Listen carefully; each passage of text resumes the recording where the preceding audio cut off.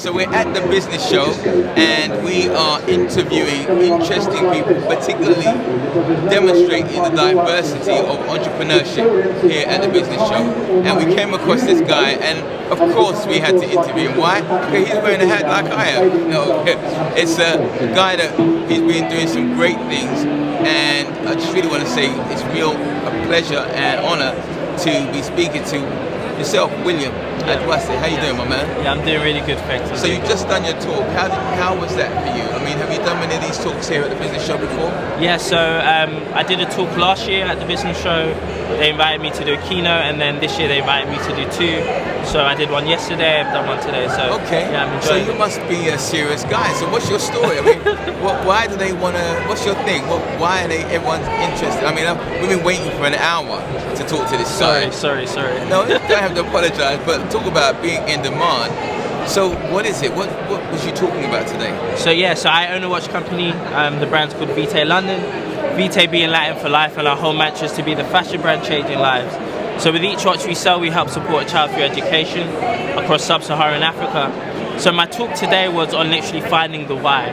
So I kind of dive deep into my story, into my journey, into the reasoning behind why I started the business and why we attach the cause of the business to the business. Okay, so the why is not about why being business, but your why as to why you operate and function and what you do. The way we do as well. And I just wanted to inspire people today to kind of seek and find out their whys, find out kind of like what pains them the most, what do they want to see change in this world, because if you can really tap into that, it pushes you to create a more formidable force when creating your business. So that's what today was about. Wow, that's amazing. And William, I love that. I mean, inspired me with that, my man, because what you're saying is my story, and it's a very different way of approaching business, would you say, in the 21st century?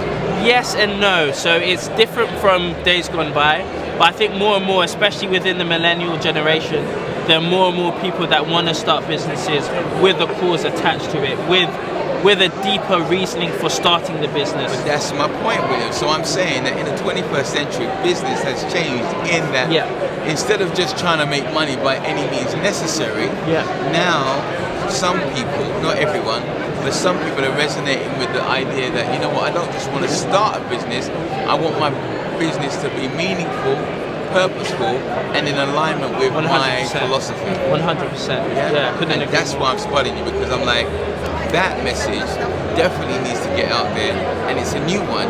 And I love the fact that there's a brother with a hat, just kind of like mine, that's out there spotting it. Someone earlier mistook you for me. Oh man. So it's all good. I'm like, yeah, that's cool.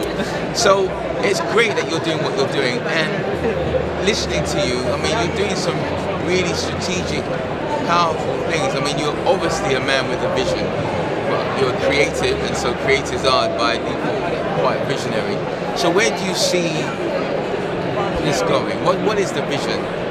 Can you share it with us? Yeah, so a lot of people ask me what's next, and we've got like some pretty like game-changing products coming out, but the way I see it is I just want to do what we've done successfully in the past 3 years, where I've had no money really, to a point where we built it to a 6-figure business.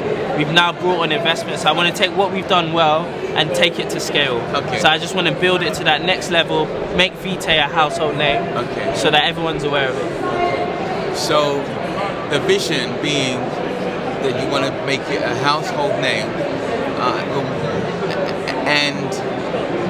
and doing what in the world? Because you're a man that purpose is great. So household name in every.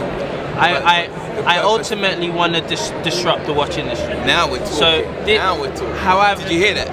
How I view the watch industry now is most people buy a watch as a piece of jewelry that they show the world their affluence. Right. They show the world how much they're able to. Now you understand the question. I was going, right? They show the world how much they've been able to build up for themselves. Right. And that's been great for days gone by. But we want to disrupt the industry to show that you can have a great looking timepiece, you can have that product, but you can actually, it's a symbol to the world that this is a symbol of giving back. This is a symbol what I'm of talking about. Yeah, it's a symbol of providing hope for the next generation, as opposed to storing up wealth just for yourself. So when people look at your watch now on my wrist, because we're going to do a deal, right? Then people are like, wow, he's a real giver. Yeah, like people see that and they like instantly know that you bought a watch not just to show the world what I've got, but to show the world what I can give to others, what I can provide. It's a symbol of demonstrating to the world how much we care.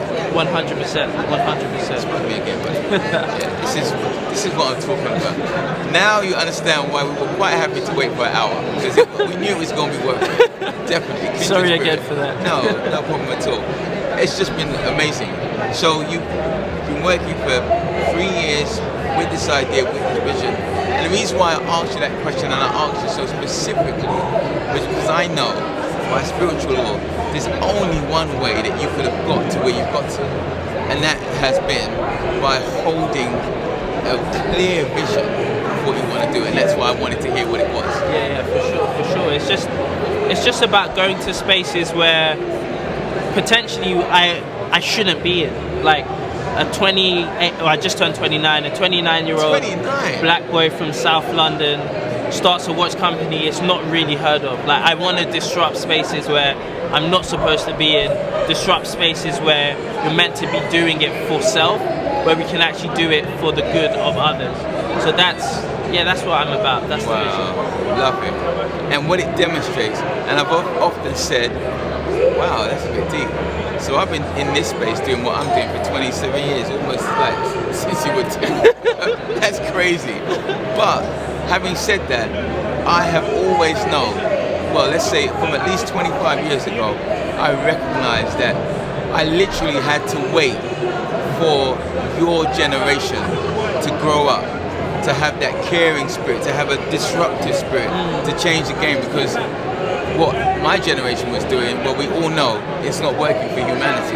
So it truly is an honor to have waited all these years to see it manifest in the form of William. It's just great. I've got to shake your hand. Thank you so much. Love what you're doing. And yeah, we're going to find a way to cut a deal, because I'd like to have, notice what I said, cut a deal. I'm Nigerian. We've got to cut a deal. Standard. But I want to invest in what you're doing, because I love what it's about. So keep doing what you're doing. And yeah, I mean, as I said, just keep doing what you're doing. It's great. Real pleasure, real honor. Thank you. Thank you so much. It's me, Tony DADA. You can see why I love what I do. Get the opportunity to meet great people like this. And so, William, thank you. Me, Tony DADA, your soul brother, saying, till next time, enough love.